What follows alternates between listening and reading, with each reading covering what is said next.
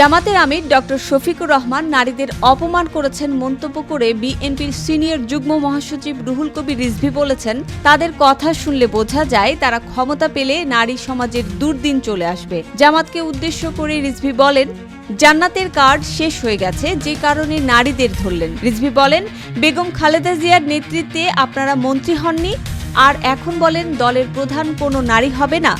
আপনারা কেন একজন নারীকেও মনোনয়ন দেননি? চট্টগ্রামে জামাত আমির শফিকুর রহমানের ছবি সংবলিত ব্যানার গেম অফ থ্রোনস এর থিমে তৈরি হয়ে ভাইরাল হয়েছে।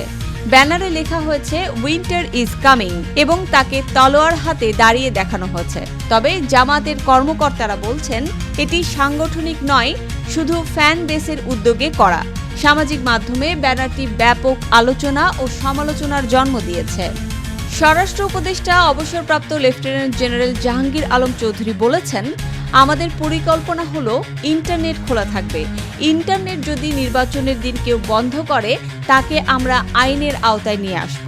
নির্বাচন লেভেল প্লেইং ফিল্ডেই হবে জানিয়ে উপদেষ্টা বলেন, লেভেল প্লেইং ফিল্ড অনেক পুরনো শব্দ। কিছু কিছু শব্দ আছে যেগুলো সবসময় ব্যবহার হয়। কেউ বলবে লেভেল ফিল্ড, কেউ বলবে ফিল্ড লেভেল না, কিন্তু আমরা আমাদের চেষ্টা করে যাচ্ছি।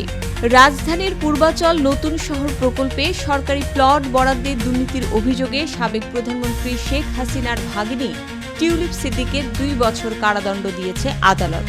একই সঙ্গে 1 লাখ টাকা অর্থদণ্ড দেয়া হয়েছে। সোমবার এই রায় ঘোষণা করেছেন ঢাকার বিশেষ জজ আদালত।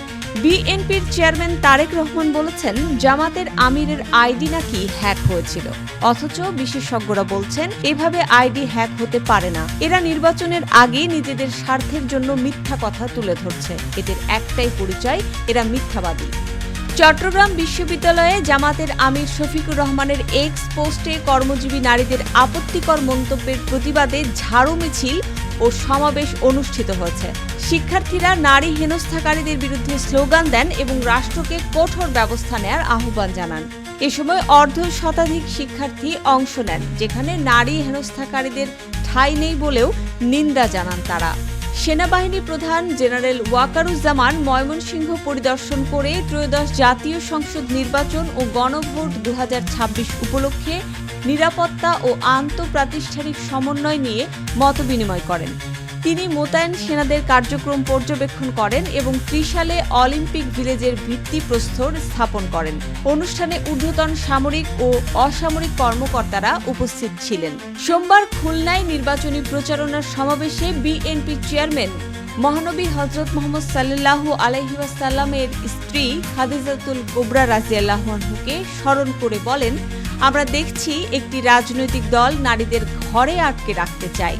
দলটির একজন নেতা পরিষ্কারভাবে নারীদের অসম্মান করেছেন, অথচ আমাদের মহানবী হযরত মুহাম্মদ সাল্লাল্লাহু আলাইহি ওয়াসাল্লামের স্ত্রী বিবি খাদিজা ছিলেন একজন কর্মমুখী নারী এবং সফল ব্যবসায়ী। তিনি দাবি করেন, একটি রাজনৈতিক দল বলছে তারা ইসলামী শাসন কায়েম করতে চান, অথচ নির্বাচনের আগে তারা নারীদের নিয়ে অসম্মানজনক মন্তব্য করছেন।